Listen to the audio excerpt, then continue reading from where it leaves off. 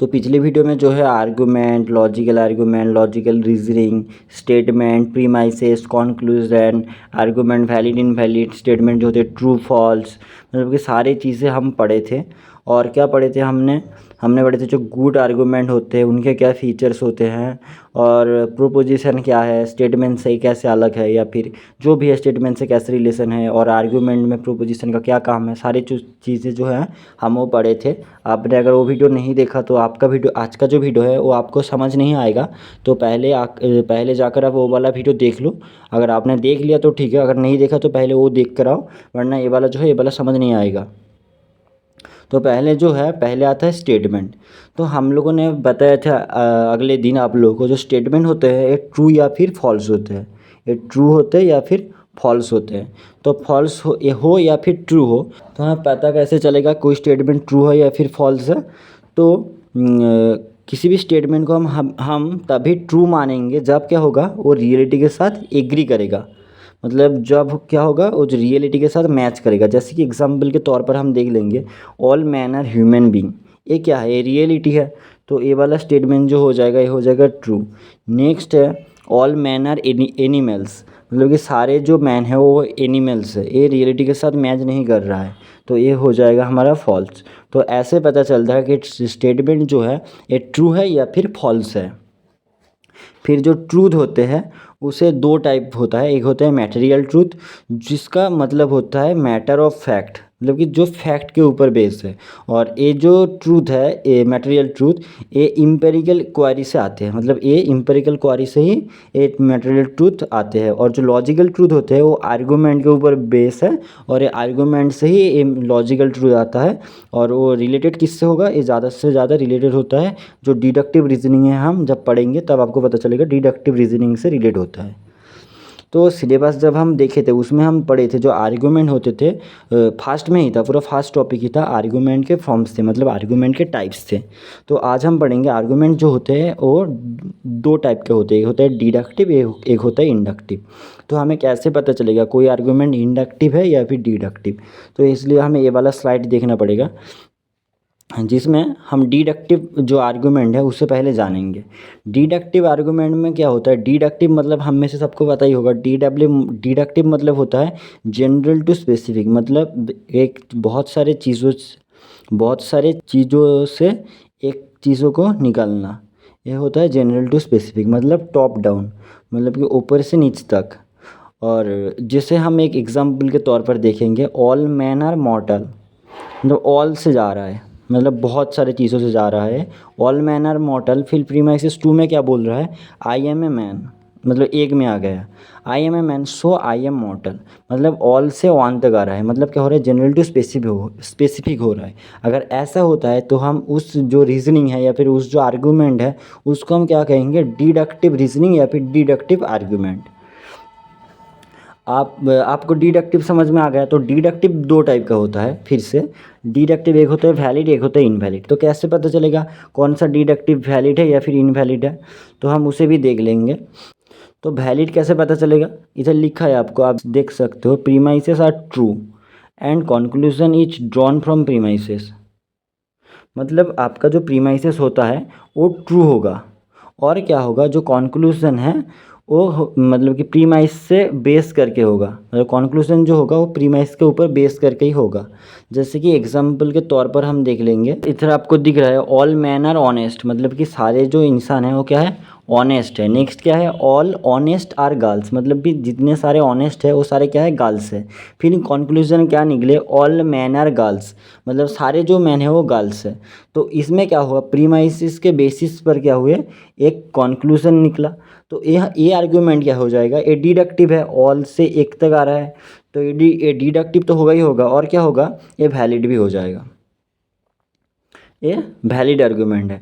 लेकिन इधर में आपको और एक चीज़ है जो है एज्यूम, मतलब हमें एज्यूम करना होता है जो वैलिड आर्ग्यूमेंट है, ऐसा हमको एज्यूम करना पड़ता है जो सारे प्रीमाइसेस है वो सारे ही ट्रू है। मतलब ऑल मैन आर ऑनेस्ट, सारे जो इंसान है वो ऑनेस्ट है, ऐसा इधर बता रहा है, लेकिन ये क्या है, ट्रूथ नहीं है, लेकिन हमें एज्यूम करना पड़ता है कि यही ट्रूथ है। और इससे कंक्लूजन जो निकल रहा है इसके बेसिस से निकल रहा है या नहीं, अगर निकल रहा है तो वो क्या हो जाएगा, वो हो जाएगा हमारा वैलिड। मतलब प्रीमाइसेस ट्रूथ हो या फिर फॉल्स कुछ भी हो, लेकिन हमें मानना पड़ेगा ये ट्रूथ है। और इससे अगर कंक्लूजन मतलब कि इससे अगर कंक्लूजन मतलब सिस्टमैटिकली स्ट्रक्चर वैसे निकल रहा है तो क्या हो जाएगा, ये हो जाएगा हमारा वैलिड आर्गूमेंट।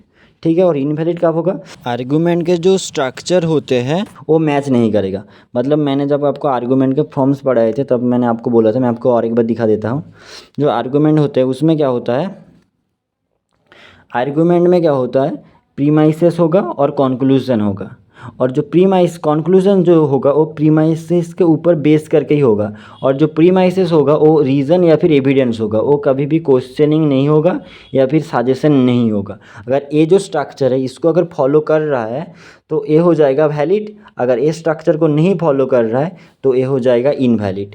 तो आपको वैलिड इनवैलिड समझ में आ गया। मतलब जो आर्गूमेंट का जो स्ट्रक्चर है वो अगर फॉलो कर रहा है डिडक्टिव आर्गूमेंट तो वो हो जाता है वैलिड, अगर फॉलो नहीं कर रहा है तो वो हो जाता है इनवैलिड। इनवैलिड हमेशा अनसाउंड होता है और वैलिड साउंड भी हो सकता है, अनसाउंड भी हो सकता है। तब मैं आपको बताता हूँ जो साउंड अनसाउंड हमें कैसे पता चलेगा। तो साउंड और अनसाउंड पता करने के लिए हमें क्या करना, हमें क्या देखना पड़ेगा, जो स्टेटमेंट होते हैं वो ट्रू है या फिर फॉल्स है। मतलब इधर जो है, इधर ये वाला जो स्टेटमेंट है ये ट्रू नहीं है, मतलब ये क्या हो जाएगा, ये हो जाएगा अनसाउंड, ये हो जाएगा अनसाउंड। स्टेटमेंट अगर ट्रू होते तो हो जाता साउंड। ठीक है। स्टेटमेंट ट्रू नहीं है तो हो जाएगा अनसाउंड, अगर ट्रूथ होते तो हो जाता साउंड। और एक चीज़ है इधर जो मैं आपको दिखा देता हूँ, आप बता सकते हो, आपके मन में सवाल आ सकता है कि इधर में जो स्टेटमेंट है ये सारे तो ट्रू नहीं है, ये सारे जो स्टेटमेंट है तो ट्रू नहीं है, लेकिन ये वैलिड कैसे हो गया। तो वैलिड और जो स्टेटमेंट है इन दोनों के भीतर वैसा कोई रिलेशन नहीं है। मतलब कि स्टेटमेंट ट्रू होगा तो ही वैलिड होगा ऐसा कुछ भी नहीं है। वैलिड होना या फिर इनवैलिड होना है किसके ऊपर डिपेंड कर रहा है, स्ट्रक्चर के ऊपर। और वो जो स्ट्रक्चर मतलब कि प्रीमाइसेस से कंक्लूजन निकल रहा है या नहीं इसके ऊपर डिपेंड करता है। फिर हम देखेंगे जो इंडक्टिव रीजनिंग है या फिर इंडक्टिव आर्गूमेंट है वो कितने टाइप का होता है। इंडक्टिव आर्गूमेंट डिडक्टिव के जैसा ही दो टाइप का, एक है स्ट्रॉन्ग और एक है वीक। तो मैं आपको दिखा देता हूँ कैसे किसी भी आर्गूमेंट को हम स्ट्रॉन्ग कहेंगे और किसको हम वीक कहेंगे। तो आपको देख सकते हो इंडक्टिव आर्गूमेंट, इंडक्टिव आर्गूमेंट में क्या होगा पहचानने के लिए हम उसमें क्या देखेंगे, स्पेसिफिक टू जनरल। मतलब एक चीज़ों से बहुत सारे चीज़ निकाल लेना, ये क्या होता है स्पेसिफिक टू जनरल। ये क्या होता है, ये इसमें क्या होता है, इधर में होता है one two all approach. One two all मतलब जैसे मैं आपको एग्जाम्पल के तौर पर दिखाता हूँ, राम इज एन मैन, इधर क्या लिखा है Ram is an man, Ram एक मैन है। और राम इज मॉर्टल, और क्या है राम मॉर्टल भी है। तो कंक्लूजन क्या निकल के आ रहा है, ऑल मैन आर मॉर्टल। मतलब एक से ऑल तक जा रहा है, मतलब ये हो गया स्पेसिफिक टू जनरल हो गया। ये होता है इंडक्टिव रीजनिंग। ऐसे हम पता चलेंगे कि कौन सा इंडक्टिव रीजनिंग है। तो इंडक्टिव रीजनिंग किसको हम कहेंगे, आपको ये समझ में आ गया। फिर होता है इंडक्टिव रीजनिंग जो दो टाइप का होता है, एक होता है स्ट्रॉन्ग और एक होता है वीक। तो हमें कैसे पता चलेगा कौन सा स्ट्रॉन्ग है और कौन सा वीक है। सेम क्राइटेरिया जैसे हमारा इसमें था वैलिड और इनवैलिड में, वैसा ही स्ट्रॉन्ग और वीक में भी होगा। स्ट्रॉन्ग में क्या है, प्रीमाइसेस आर ट्रू, मतलब कि हमें एज्यूम करना पड़ेगा जो प्रीमाइसेस है वो ट्रू है। एंड क्या है कंक्लूजन जो है वो प्रीमाइस से ही निकल रहा है, तो क्या हो जाएगा वो स्ट्रॉन्ग हो जाएगा। मतलब क्या हो जाएगा उसका जो प्रोबेबिलिटी है, मतलब कि सही होने का जो प्रोबेबिलिटी है वो चांस क्या होता है बढ़ जाता है, फिर वो क्या हो जाएगा स्ट्रॉन्ग हो जाएगा।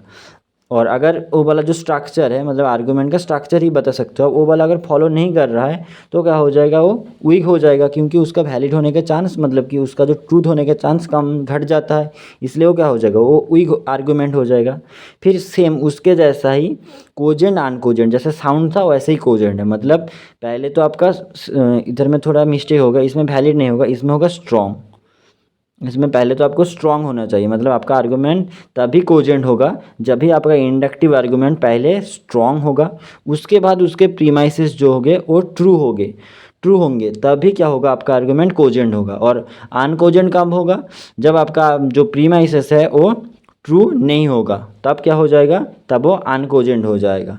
तो जो स्ट्रॉन्ग होते हैं वो कोजेंट भी होते हैं, अनकोजेंट भी होते हैं, और जो वीक होते हैं वो सिर्फ और सिर्फ कोजेंट होते हैं। एक एग्जांपल भी हम देख लेंगे, जैसे आप इधर देख सकते हो, Europa has an atmosphere containing oxygen, मतलब एक ग्रह जैसा ही नया आप मान सकते हो जिसका नाम क्या है, यूरोपा। उसमें क्या है, एटमोस्फियर है, उस एटमोस्फियर में जैसे हमारा ऑक्सीजन होता है उसमें भी ऑक्सीजन है। तो प्रीमाइसेस 2 में क्या बता रहे हैं, oxygen is required for life, मतलब ऑक्सीजन जो है वो लाइफ के लिए चाहिए। इसलिए हम इस कंक्लूजन पर आ सकते हैं, there may be life on Europa. तो ऐसा हो सकता है कि यूरोपा पे भी मतलब कि लाइफ हो। तो ये वाला जो आर्गूमेंट हो जो होता है, ये क्या होता है, पहले तो ये स्ट्रक्चर आपका फॉलो किया तो ये स्ट्रॉन्ग तो होगा ही होगा। फिर जो है इसमें क्या, इसमें ट्रूथ है, मतलब ये जो है ये ट्रूथ है, ये वाला जो स्टेटमेंट है, मतलब प्रीमाइसेस जो है ये ट्रूथ है, मतलब ये क्या हो जाएगा, ये कोजेंट भी हो जाएगा, मतलब ये स्ट्रॉन्ग भी है और कोजेंट भी है। क्योंकि और एक चीज़ है मैं बता देता हूँ, जो इंडक्टिव रीजनिंग होता है वो कभी भी 100% ट्रू नहीं होता है। जैसे हमारा जो डिडक्टिव रीजनिंग है, ऐसा हो सकता है कई बार वो 100% ट्रू होता है, लेकिन जो इंडक्टिव रीजनिंग है it's not 100% accurate all the time, मतलब कि ये सारे टाइम में 100% एक्यूरेट नहीं होते हैं। ठीक है, इसलिए कई बार इसमें जो है आपके मन में थोड़ा सा मतलब कि सवाल रह ही जाता है कि ये सच में ट्रू है या फिर नहीं। इसमें हम देखेंगे पॉसिबिलिटी, मतलब ज़्यादा चांस है तो स्ट्रॉन्ग है, अगर कम चांस है तो वो वीक है, अगर ट्रूथ है तो कोजेंट है, अगर ट्रूथ नहीं है तो अनकोजेंट है। बस सेम स्ट्रक्चर डिडक्टिव के जैसे ही, बस इधर वैलिड के जगह स्ट्रॉन्ग और इनवैलिड के जगह वीक, और उधर साउंड के जगह कोजेंट और इधर अनसाउंड के जगह अनकोजेंट। ठीक है, और उसमें होता है जनरल टू स्पेसिफिक और इसमें होगा स्पेसिफिक टू जनरल। और इसमें सवाल ऐसे आता है जैसे इधर आपको एक मतलब कि आर्गूमेंट मिल रहा है, वैसा ही अगर आपको आर्गूमेंट मिलेगा, और सही क्वेश्चन में आपको एक आर्गूमेंट मिलेगा, फिर आपको आपसे पूछा जाएगा ये वाला जो आर्गूमेंट है ये स्ट्रॉन्ग है, वीक है, वैलिड है, इनवैलिड है, या फिर कोजेंट है, अनकोजेंट है, साउंड है, अनसाउंड है। ऐसे करके आपको सवाल पूछ सकता है। तो मैं आपको एक सवाल का स्क्रीनशॉट दे रहा हूँ, उस सवाल का आप जवाब देने का कोशिश कीजिएगा। ठीक है, आपको इसमें से जो जवाब सही लगेगा आप उसका जो आंसर है वो आप कमेंट कर दीजिएगा, जिसका भी आंसर सही होगा मैं उसको रिप्लाई कर दूंगा। ठीक है, और मिलते हैं नेक्स्ट वीडियो में।